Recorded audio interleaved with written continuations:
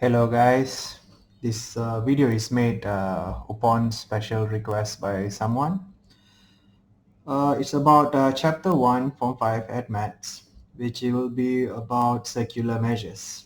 Right, it's quite a simple chapter if you understand it. Let's look at how this works. Right, see, we have to go through a few basic things so that you can do the questions easily to understand. Right, so the first thing we have to understand is regarding the units for angles. Right, see, you have always known and I've always used degree as the unit for angles.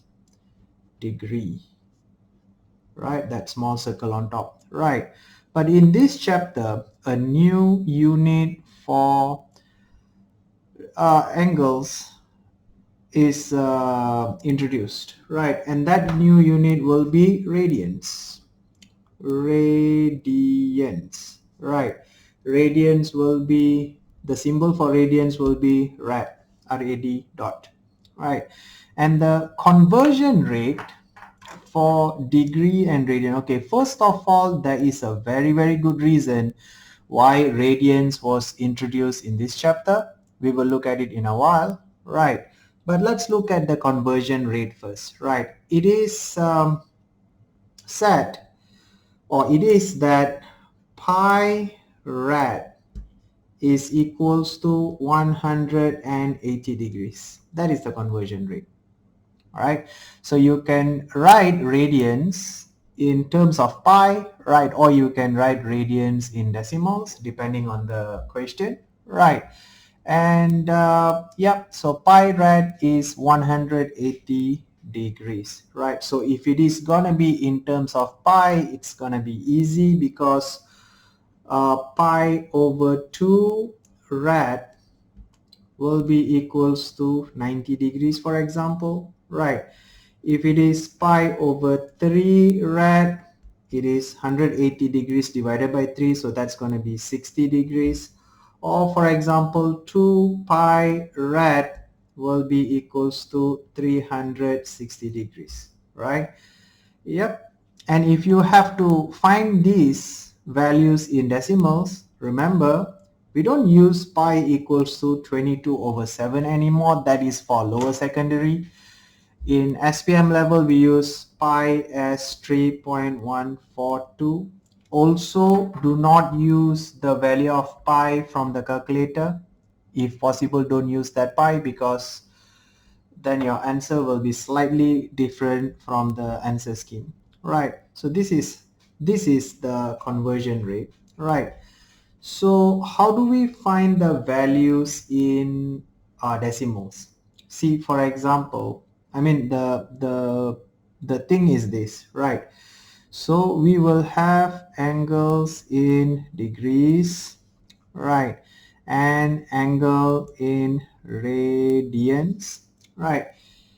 So generally, if you notice, 3.142 rad is 180 degrees. Here we are talking about the same angle, but in radians, the number will be small. In degrees, the number is much bigger. But they refer to the same angle, right? But in radians, the number is small. In degree, the number is much bigger. So always remember that when you are changing degrees to radians, then you will have to decrease the size of the number. If you have to change radians to degree, the number has to become bigger. See, that's how we remember what we have to do. So if you want to change degrees to radians, so what we do is, you just remember that we have to divide by 180. If you are changing radians to degree, we have to times by 180, right? So that's how we remember. This is big, this is small. So if you want to change degrees to radians, you have to times by pi over 180. You see, by multiplying by pi over 180, you're actually dividing by 180. So the number is going to become smaller. If you are changing radians to degree, then you have to times by 180 divided by pi. So here you see you are multiplying by 180, so the number is gonna get bigger. This is how we remember how to change degree to radians and radians to degree. Right. Now let's say we want to change 65 degrees into radians in decimals. So what we do, we show the working. So we show 65 degrees, degree change to radians. So we have to times by pi over 180. See, when we write, we can still write pi, but we want the answer in decimals. So when we press our calculator, right, we press 3.142. So that will be 65 times 3.142 over 180. So we get 1.35. 1.135. So that will be 1.135 rad. See, they are referring to the same angle, but this is in degrees, this is in radians, right? So if you have, say, 0.479 rad, you want to change this into degrees, can? What we do is we take 0.479, we times by 180 over pi. So what will that become? 0.479 times by 180 divide by 3.142 and you get 20. Oh my goodness.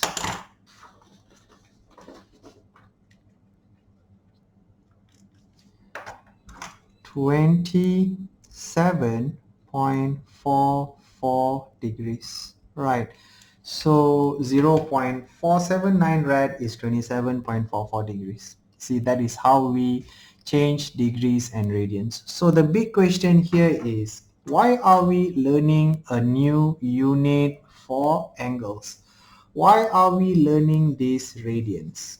Now, you should remember that last time in lower secondary, when you learn about circles and sectors and all that, you did learn formulas to find area of the sector or length of arc and all that, but those formulas were not really very nice, right? For example, if this angle is theta, right, the radius of the sector is r, AOB is a sector with center O. So if you want to find the length of arc AB, length of arc, right, over 2 pi r will be equals to theta in degrees over 360. This is the formula that you learned last time.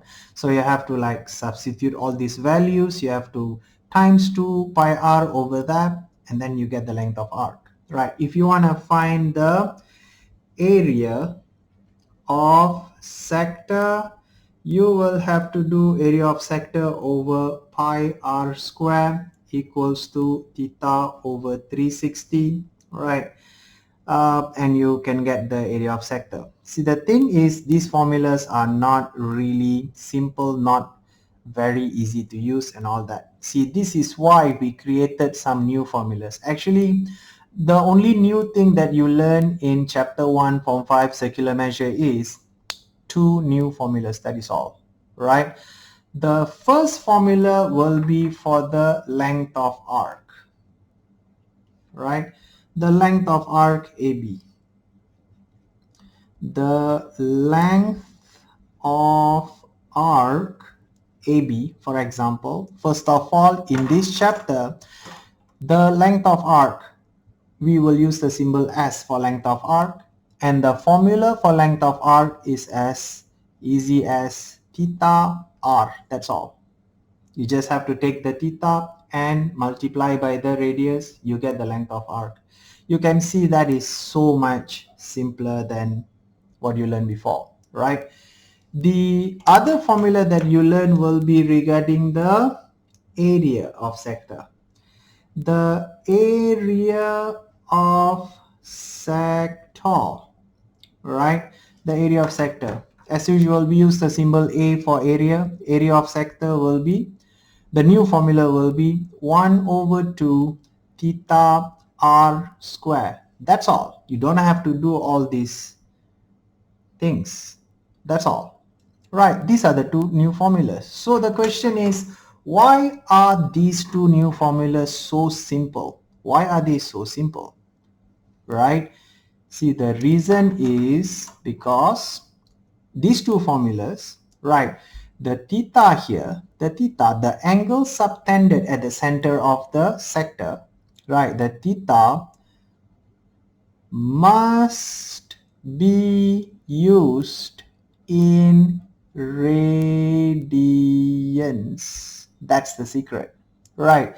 You see, you cannot use degree for these two particular formulas. So again, this is why we learn angles in radians, so that we can use these formulas.